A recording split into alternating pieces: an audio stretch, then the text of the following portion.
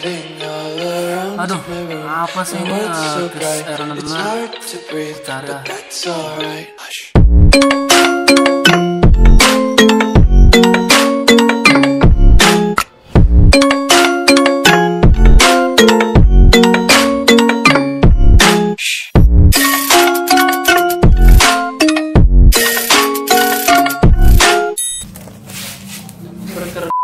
Perkenalkan, nama saya Muhammad Habibur Rahman, NIM 18050023.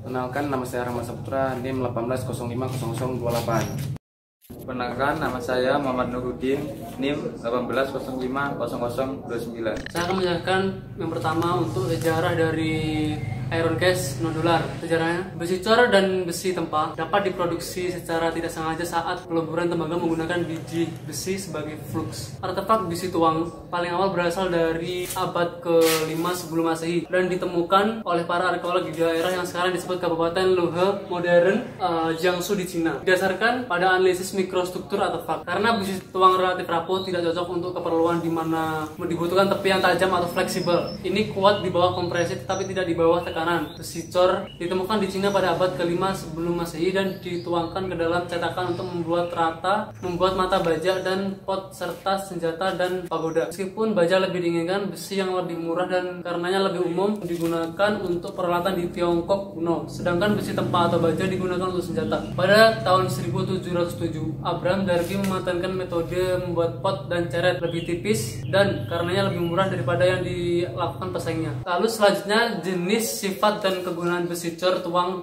cast iron. Pengertian definisi besi cor besi tuang.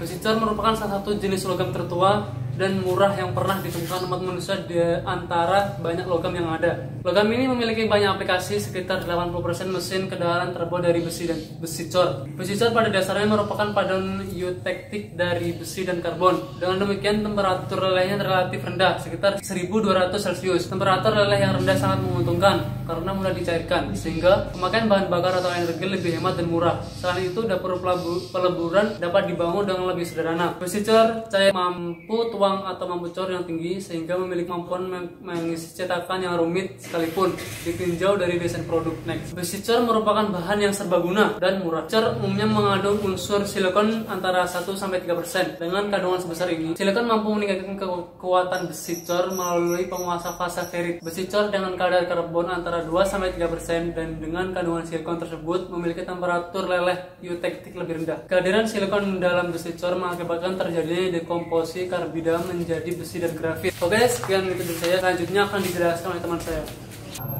Struktur mikro besi cor nodular. Hasil pengamatan mikroskopik dengan menggunakan mikroskop optik untuk besi cor nodular dapat dilihat pada gambar berikut.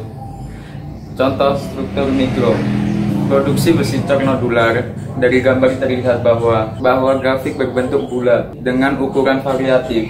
Bentuk grafit bulat atau nodul mampu memberikan besi cor menjadi lebih ulet. Komposisi kimia besi cor nodular. Besi cor nodular memiliki kandungan karbon antara 3-4%, kandungan silikon antara 1,8-2,8%, dan mangan antara 0,1-1%. Sedangkan kandungan fosfornya antara 0,01-0,1%, dan sulfur antara 0,01-0,03%. Perlakuan panas besi cor nodular. Perlakuan panas yang diterapkan pada besi cor nodular akan menghasilkan besi cor ferrit atau mentesit temper. Dengan sifat yang dimilikinya, besi cor ini banyak digunakan untuk aplikasi poros engkol, pipa, dan suku cadang khusus. Besi cor mampu tempa malleable cast iron.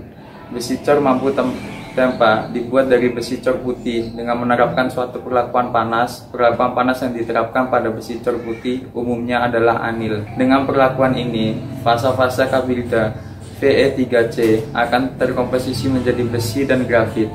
Grafit yang terbentuk tidak serpi atau bulat, namun berbentuk gumpalan.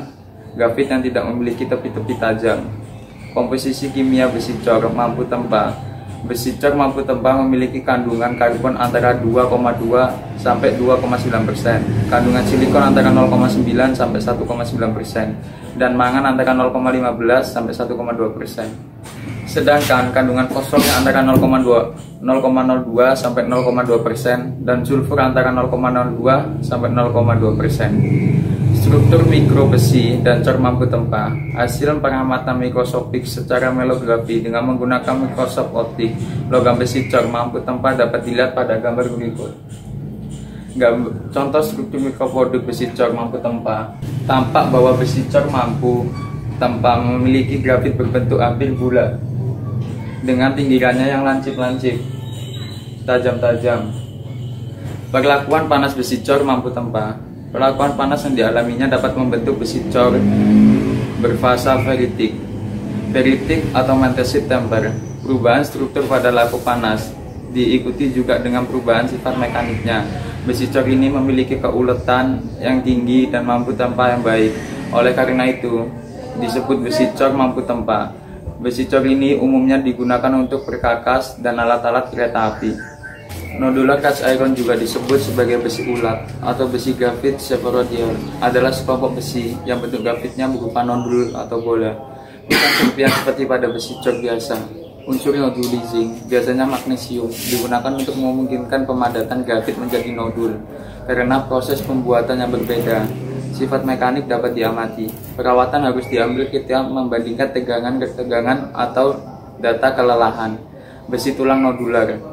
Besi tulang nodular, nodular cast iron, memiliki bentuk grafit yang bulat, penambahan magnesium dan cesium, paduan Fe, Si, Mg. Pada saat besi tuang dalam keadaan cair menyebabkan grafit menjadi bulat atau nodularisasi. Besi tuang nodular mempunyai kekuatan, keuletan, dan ketangguhan yang lebih baik dibandingkan besi tuang kelabu. Karena bentuk grafitnya yang bulat, maka konsentrasi regangannya menjadi lebih kecil. Regangan tegangan untuk besi cor nodular. Seperti grafik di atas, gambar 1, data tegangan kurva 1 besi nodular per lit 0,1%. Kurva 2 besi nodular silikon tinggi. Kurva 3 baja NN.